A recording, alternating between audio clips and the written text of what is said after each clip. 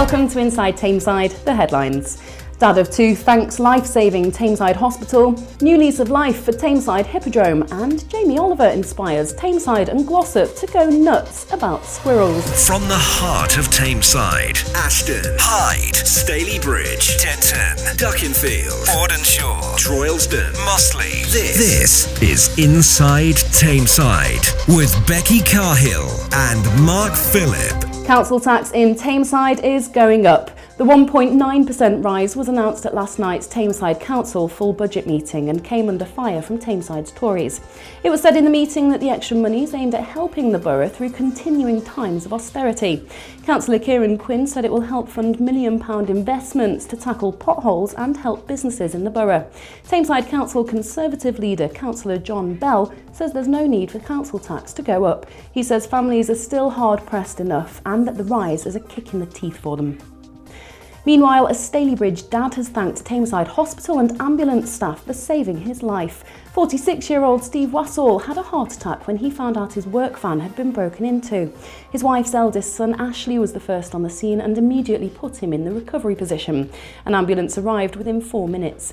Just 13 days after the heart attack, Steve was back home in time to celebrate his wife's birthday. He says he wants to give the biggest thank you anyone could possibly send to Tameside Hospital, saying they went above and beyond. Firefighters from Staley Bridge have been praised in a special ceremony after they saved a man's life. The public gathered at Staley Bridge Fire Station to see members of the Blue Watch receive a certificate of outstanding performance, an award rarely given to firefighters. It comes after they saved a water meter inspector's life just before Christmas after he collapsed from a suspected cardiac arrest. Hyde Library's reopened in its new home at Hyde Town Hall. The move's part of the council's wider strategy of safeguarding services following government cuts to Tameside's budget. Hyde MP Jonathan Reynolds cut the ribbon at the official opening.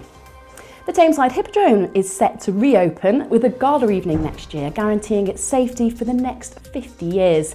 On the 29th of August 2016, the decaying and derelict theatre will be brought back into use for the first time in 7 years. And people are going nuts over butcher John Metrick's squirrel pies. He was inspired when he travelled to Southend to take part in Channel 4's Jamie and Jimmy's Friday night feast. Jamie Oliver and his mate Jimmy were doing a piece on squirrel pies, so John decided to give it a go as well. He says the pies are flying off the shelves in his family firm shops in Glossop, Hadfield and Staley Bridge. Previous squirrel meat had come from Cumbria, but John's latest batch hasn't been killed deliberately for food, but as part of a cull. Now for all the latest sporting news, we go over to Mark Phillip. The big sporting news this week comes from Glossop North End, as Chris Wilcox men secured their place in the FA Vars quarter-final stages. The Hillmen travelled to the North East last Saturday and took on Dunstan UTS in the 5th round replay. The Derbyshire outfit ran out 3-1 winners in the tie and are set to take on Shore Lane Aquaforce in the quarter-final tomorrow. Elsewhere, Mossley ran riot against Radcliffe Borough on Tuesday evening and beat the visitors 4-1. Goals on the evening came courtesy of Tom Dean, Kyle McGonigal, Andy Cahill and Rio Armadi. The victory extended the Lily White's unbeaten run in all competitions to 11 games. Rugby news now, and it was a fairly disappointing weekend for our local sides, with only one team managing to win. Ashton travelled to Trafford and returned home with a 34-14 victory, but Aldwinians and Duckingfield fell to narrow losses. You can catch me on Tameside Radio tonight from 6 until 7 PM, where I'll be previewing the weekend's football fixtures in depth.